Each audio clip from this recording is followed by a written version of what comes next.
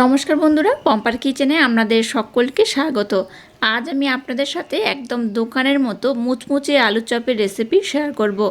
আলুর চপ আমরা সবসময় দোকান থেকে কিনে খাই, কিন্তু একদম ইউনিক পদ্ধতিতে আমার মতো এই আলুর চপটা বাড়িতে বানিয়ে দেখতে পারেন। এটা অপূর্ব খেতে লাগে, একবার খেলে দোকান থেকে কিনে খাওয়ার ইচ্ছাই হবে না। তাহলে চলুন দেরি না করে আজকের এই অপূর্ব স্বাদের আলুর চপের রেসিপিটা দেখে নেওয়া যাক। আজকে যে আলুর চপ বানাবো তার জন্য প্রথমে একটা ব্যাটার আমি বানিয়ে নেব। সেই ব্যাটারটা বানানোর জন্য প্রথমে আমি এখানে দেখুন বেসন নিচ্ছি। এই কাপটার মাপ করে 2 কাপ। এই 2 কাপ বেসন এখানে আমি দিয়ে দিলাম। বেসনের মধ্যে সামান্য একটু লবণ অ্যাড করব। এখানে নরমাল লবণ অল্প করে দিয়ে দিলাম, আর সামান্য একটু বিট লবণ অ্যাড করলাম। একদম অল্প করে হলুদ গুঁড়ো অ্যাড করব। এখানে দিয়ে দেব 1 চামচের মতো কর্নফ্লাওয়ার, খুব বেশি নয়, 1 চামচ দিলেই হবে। এবার এই কটা উপকরণ একসাথে আমি একটু ভালোভাবে নাড়াচাড়া করে মিক্স করে নেব। এবার এখানে নরমাল জল অ্যাড করব। জলের পরিমাণটা একেবারে খুব বেশি দেব না, অল্প অল্প দেব, আর এটাকে খুব সুন্দর করে মেখে নেব। আলুর চপ বানানোর জন্য এই ব্যাটারটাকে যত সুন্দর করে রেডি করবেন, আলুর চপগুলো কিন্তু ততটাই মুচমুচে হবে, ফুলকো হবে, খেতেও কিন্তু বেশ ভালো লাগবে। আলুর চপ বানানোর জন্য ব্যাটারটাকে কিন্তু খুব ঘন করা বা খুব পাতলা করাও যাবে না। কেমন ঘনত্বে রাখলে এটা একদম পারফেক্ট হবে আমি আপনাদের বলে দেব। আর এই যে বেসনের মিশ্রণটা আমি বানাচ্ছি, এটাকে কিন্তু হাত দিয়েও আপনারা ব্লেন্ড করতে পারেন, আর এইভাবে একটা ব্লেন্ডারের মাধ্যমে ব্লেন্ড করতে পারেন। যেভাবে ব্লেন্ড করুন না কেন, একটু বেশি সময় দিয়ে ব্লেন্ড করবেন, তাতে করে কিন্তু আলুর চপের রেজাল্ট একদম দোকানের মতো হয়। এটাকে আমি 5 থেকে 7 মিনিট সময় দিয়ে খুব সুন্দর করে ব্লেন্ড করে নেব। দেখুন 5 থেকে 7 মিনিট সময় দিয়ে এটাকে আমি খুব সুন্দর করে ব্লেন্ড করে নিয়েছি। আর ঘনত্বটা দেখুন কেমন হয়েছে, খুব যেমন পাতলা নয়, আবার একদম ঘন করেও বানালে হবে না, তবে তুলনামূলক একটু ঘন করে বানালে আলুর চপের রেজাল্টটা পারফেক্ট হবে। তো মিশ্রণটাকে আমি রেডি করে নিয়েছি। এখানে আমি আরো 2টো উপকরণ অ্যাড করব, তবে এখন নয়, একদম শেষে আমি 2টো উপকরণ অ্যাড করব। তো এটাকে ততক্ষণ আমি রেস্টে রেখে দেব। আর একটা স্পেশাল ভাজা মশলা দরকার, মশলাটাকে আমি বানিয়ে নেব। এবার একটা স্পেশাল ভাজা মশলা বানিয়ে নেব। তার জন্য এখানে দেখুন একটা ফ্রাই প্যান বসিয়ে দিয়েছি। এর জন্য প্রথমে দেখুন বেশ কয়েকটা আমি শুকনো লঙ্কা দিয়ে দেব। আমি এখানে লঙ্কার পরিমাণ একটু বেশি নিয়েছি, আর যে মশলাটা বানাবো সেটা কিন্তু পরিমাণ একটু বেশি বানাবো, তাই আমি একেবারে একটু বেশি বানানোর জন্য মশলাটা একটু বেশি করে বানিয়ে নিচ্ছি। তার জন্য আমি লঙ্কাটা দিয়ে দিলাম 8টা। আপনারা যদি মশলা একেবারে বেশি বানাতে চান তাহলে কিন্তু এই উপকরণগুলো একটু বেশি দেবেন, আর যদি কম করে বানান তাহলে 2 থেকে 3টে দিলেই হবে। প্রথমে আমি এই লঙ্কাগুলোকে একটু নাড়াচাড়া করে ভেজে নেব। লঙ্কাগুলোকে একটু নাড়াচাড়া করে ভেজে নিয়েছি। এবার এখানে দিয়ে দেবো গোটা গরম মশলা, এলাচ, লবঙ্গ, দারুচিনি স্টিক রয়েছে। দিয়ে দেবো কয়েকটা গোলমরিচ। এরকম গ্যাসের ফ্লেমটাকে একদম লো করে নাড়াচাড়া করে ভাজতে হবে।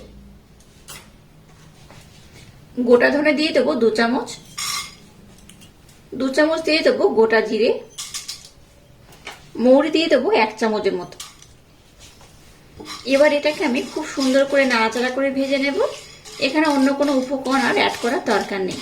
এখানে যে যে মশলাগুলো ব্যবহার করেছি আমার মতো দিয়ে এই স্পেশাল মশলাটা বানিয়ে দেখবেন, অসাধারণ খেতে লাগে। যে কোনো তরকারিতে কিন্তু এই মশলাটা, বিশেষ করে নিরামিষ তরকারিতে এই মশলাটা ব্যবহার করবেন, তরকারির স্বাদই পাল্টে যাবে। যাই হোক, মশলাটাকে আমি ভেজে নিয়েছি। এবার এটাকে একটু ঠান্ডা করে নেব, তারপর এটাকে আধো আধো করে ব্লেন্ড করে নেব। এবার দেখুন গ্যাসটাকে জেলে দিয়ে একটা ফ্রাই প্যান বসিয়ে দিয়েছি। এর মধ্যে দিয়ে দেবো সর্ষের তেল, খুব বেশি নয়, অল্প করে দিলেই হবে। তেলটাকে এবার আমি একটু ভালোভাবে গরম করে নেব। তেলের মধ্যে সামান্য একটু গোটা জিরে অ্যাড করলাম।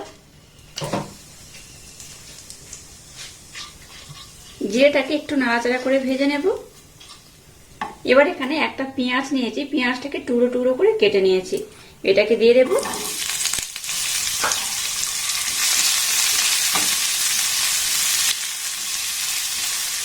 এবার পেঁয়াজটাকে একটু নাড়াচাড়া করে ভেজে নেব। খুব লাল করে ভেজে নেওয়ার দরকার নেই, একটু নাড়াচাড়া করে ভেজে নিলেই হবে। আর দিয়ে দেবো সামান্য একটু রসুন। রসুনটাকে আমি গ্রেট করে নিয়েছি। গ্যাসের ফ্লেমটাকে একদম লো দিয়ে এই মশলাগুলোকে একটু নাড়াচাড়া করে ভেজে নিতে হবে। দিয়ে দেবো গ্রেট করে নেওয়া আদা। আদাটাকে আমি সামান্য পরিমাণে ব্যবহার করছি।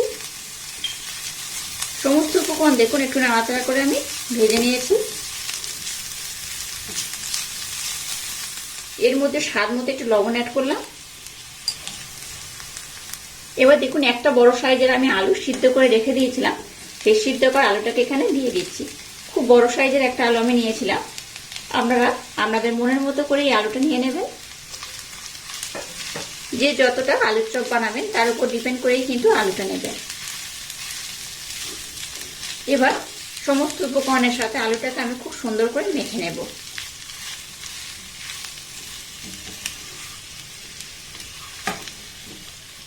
পেঁয়াজটাকে যেহেতু একটু ভাজা ভাজা করে নিয়েছি আর একটু লবণ দিয়েছি, তাই সমস্ত উপকরণের সাথে আলুটাকে এইভাবে প্রথমে হাতার মাধ্যমে খুব সুন্দর করে কিন্তু মেখে নিতে হবে। এই পর্যায়ে যে ভাজা মশলা আমি বানিয়ে নিয়েছি সেখান থেকে দিয়ে দেবো 1 চামচ। দেখুন মশলাটাকে এইভাবে কিন্তু সুন্দর করে বানিয়ে নিয়েছি আর একটু বেশি করেই বানিয়ে নিয়েছি। এই মশলাটা টেস্ট করেই ব্যবহার করবেন। যদি মনে হয় একটু বেশি ঝাল পছন্দ করেন তাহলে মশলার পরিমাণটা একটু বেশি দেবেন, আর যদি মনে হয় খুব ঝাল পছন্দ করবে না তাহলে মশলার পরিমাণটা একটু কম দেবেন। আর এই মশলাটা দিয়ে যদি আপনারা চপ বানিয়ে খান অসাধারণ খেতে লাগে। যেহেতু অনেকগুলো উপকরণ এখানে রয়েছে তাই এই উপকরণগুলো দিয়ে আলু চপটা বানাবেন, অসম্ভব সুন্দর লাগবে।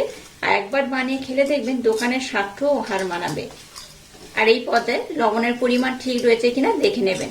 আপনারা চাইলে এখানে গুঁড়ো লঙ্কা, একটু হলুদ গুঁড়ো এগুলো অ্যাড করতে পারেন, তবে আমি কিন্তু আর এক্সট্রা করে অ্যাড করব না। যেহেতু আমি যে ব্যাটার বানিয়েছি ওখানেই হলুদ গুঁড়ো দিয়েছিলাম, তাই এখানে কিন্তু এক্সট্রা করে হলুদ গুঁড়ো আমি ব্যবহার করব না। জাস্ট এই মশলাগুলো দিয়ে এটাকে আমি খুব সুন্দর করে মেখে নিলাম। এইটাকে আমি খুব সুন্দর করে মেখে নিয়েছি। এবার আমি গ্যাসটাকে বন্ধ করে দেব। মিশ্রণটা একদম রেডি হয়ে গেছে। এবার আমি মিশ্রণটাকে ঠান্ডা করে নেব, তারপর নেক্সট স্টেপ আপনাদের সাথে শেয়ার করব। দেখুন আলু সিদ্ধটাকে আমি কিন্তু খুব সুন্দর করে আরেকবার মেখে নিয়েছি আর খুব ভালোভাবে ঠান্ডা করে নিয়েছি। এখানে লবণের পরিমাণ বা ঝালের পরিমাণ ঠিকঠাক রয়েছে। এখানে আমি আর একটা উপকরণ অ্যাড করব।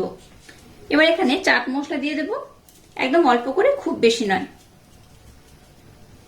আর একদম সামান্য পরিমাণে আমচুর পাউডার অ্যাড করলাম।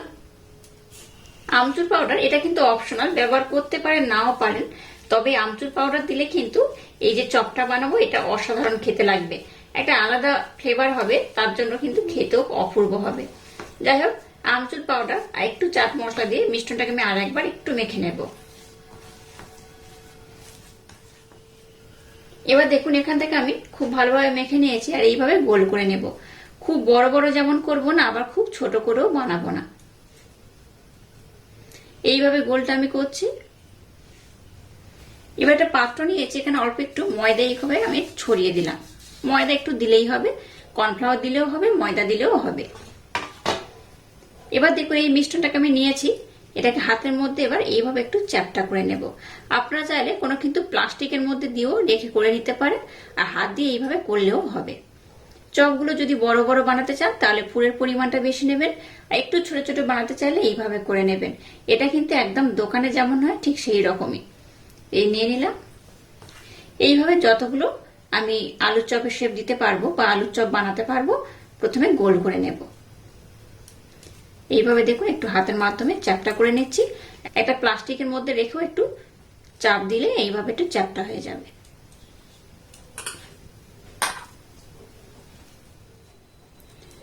দেখুন সবগুলোকে আমি খুব সুন্দর করে বানিয়ে নিয়েছি, দেখে বুঝতেই পারছেন সবগুলো আমার বানানো হয়ে গেছে। একটা বড় সাইজের আলু দিয়ে দেখুন কতগুলো আলুর চপ বানানো হয়ে গেল। এবার দেখুন মিশ্রণটাকে আমি নিয়ে নিয়েছি আর মিশ্রণটাকে আমি রেস্টে রেখে দিয়েছিলাম। ততক্ষণ আমি স্পেশাল ভাজা মশলাটাও করে নিয়েছিলাম আর আলু সিদ্ধ দিয়ে মাখাটাও বানিয়ে নিয়েছি। এবার এখানে আমি 2 থেকে 3টে উপকরণ অ্যাড করব। আর ঘনত্বটা আমি দেখে দিচ্ছি, দেখুন এইরকমই ঘনত্ব রয়েছে, খুব ঘন নয় যে আবার খুব পাতলাও নয়।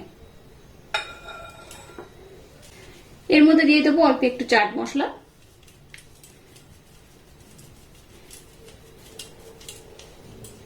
একদম দেখুন 1 চিমটা মানে সামান্য একটু বেকিং সোডা দিয়ে দেব।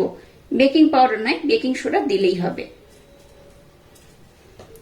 আবারও এই দুটো উপকরণ দেওয়ার পর একটু ভালোভাবে ব্লেন্ড করে নেব। এবার আলুর চপটা বানানোর জন্য তেলটাকে আমি গ্যাসের মধ্যে বসিয়ে দিয়েছি, আর এখান থেকে দেখুন সামান্য একটু গরম তেল আমি অ্যাড করছি। গরম তেলটা অবশ্যই ব্যবহার করবেন। একটু গরম তেল দিয়ে ব্যাটারটাকে যদি বানিয়ে নেন তাহলে দেখবেন এই যে আলুর চপগুলো বানাবো ভীষণ মুচমুচে হবে, খাস্তা হবে, খেতে কিন্তু অপূর্ব হবে। একদম ইউনিক পদ্ধতিতে এই চপটা বানিয়ে নেবেন। দেখুন এবার আমি ঘনত্বটা আর একবার দেখিয়ে দিচ্ছি, আর ঘনত্বটা একদম পারফেক্ট হয়েছে, দেখে বুঝতেই পারছেন কত সুন্দর হয়েছে। চলুন এবার আমি আলুর চপগুলোকে বানিয়ে নেব। আচ্ছা, এবার আমি দেখিয়ে দিচ্ছি। দেখুন এইভাবে একটা আমি আলুর মিশ্রণ যেটা দিয়ে চপের মতো শেপ দিয়েছি নিয়ে নিয়েছি। এবার এই মিশ্রণের উপরে এইভাবে আমি দিয়ে দেব। এই দেখুন এইভাবে দিয়ে তারপর তেলের মধ্যে কিন্তু ছাড়তে হবে। এদিকে দেখুন তেলটাকে আমি গরম করে নিয়েছি। এবার এইভাবে একটা মিশ্রণ আমি দিয়ে দেব তেলের মধ্যে। গ্যাসের ফ্লেমটাকে একদম যেমন লো দেবেন না, আবার একদম হাইও দেবেন না। এইভাবে তেলটা দিয়ে দেবেন, দেখবেন অটোমেটিক এটা তেলের উপরে ভেসে উঠবে। দেখুন এটা কিন্তু তেলের উপরে ভেসে উঠছে, দেখে বুঝতেই পারছেন কত সুন্দর হচ্ছে। এবার এটাকে আমি উল্টে দেব। এইভাবে উল্টে পাল্টে একটু লাল লাল করে ভেজে নেব।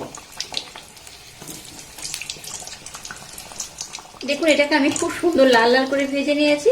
আর খুব বেশি লাল করব না, আপনারা চাইলে কিন্তু আর একটু লাল করলেও করতে পারেন, তবে আমি কিন্তু আর খুব বেশি লাল করব না। আর দেখুন কত সুন্দর দেখতে হয়েছে, একদম দোকানে যেমন হয় ঠিক সেই রকমই। একইভাবে আবার একটা দিয়ে দেব। আপনারা চাইলে একটা দুটো যার যেমন পছন্দ বা কড়াটা যেমন হবে সেইভাবে দিতে পারেন। এইভাবে উপর দিয়ে একটু তেল দিয়ে দেব।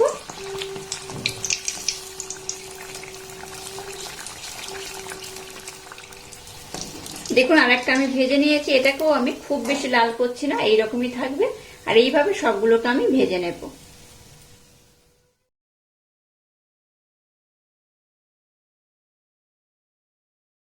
দেখুন সমস্ত আলুর চপগুলোকে আমি কত সুন্দর করে বানিয়ে নিয়েছি, আর কত অপূর্ব হয়েছে দেখুন, দেখেই বুঝতে পারছেন।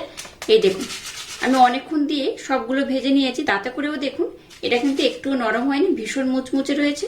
এইভাবে একবার না বানালে ভীষণ মিস করবেন। আলুর চপটা একবার না বানিয়ে খেলে বিশ্বাস করতে পারবে না এই আলুর চপটা কতটা টেস্টি হতে পারে। বিকালে চায়ের আড্ডায় কিংবা মুড়ির সাথে খেতে কিন্তু অপূর্ব লাগে। বাচ্চা থেকে বড় সবাই ভীষণ পছন্দ করবে আর খুব মজা করে খাবে।